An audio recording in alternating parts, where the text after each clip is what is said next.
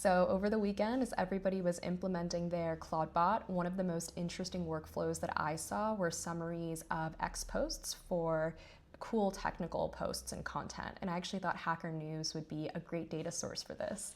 So join me in creating a daily agentic briefing on maybe the top 10 HackerNews posts and interesting comments and people. Okay, so here I am on HackerNews, and I'm actually going to do this in my existing Ash AI repo, but I have other videos on how to set up a Slack bot and cron on Vercel, and we're just going to assume that you have that set up. Great, so to get started, I'm going to say, let's set up a daily briefing using the HackerNews API or web crawl on the top 10 posts and interesting comments and authors. This should be posted in the Slack channel news. So I've gone into my Slack workspace and I've created this news channel. I've invited my Ash AI Slack bot. This is where I would get those daily briefings. I really like separating my briefings by workflow. I think Slack does this really well, where I know immediately from which channel I get my ping in, what the topic is. This is the channel ID. So now that I've created my news channel, I've given it the channel ID, and it can hopefully set up the proactive pings from here.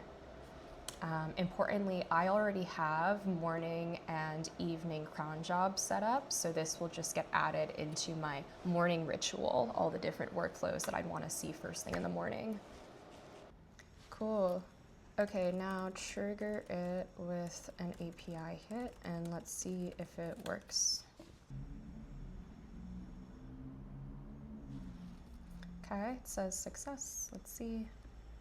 Cool, so we got our HackerNews daily briefing. Great, so it's worth skimming to see if there's any other information I'd want.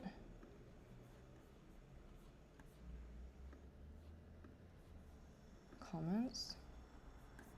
Let's see if it will do this. Can you summarize all the comments around these top posts and give the one-liner in the Slack message? Now re-hit the API. Cool. So the roadmap for this Wayland compositor raises concerns about maintaining responsiveness and user familiarity while embracing new technologies like REST. Cool.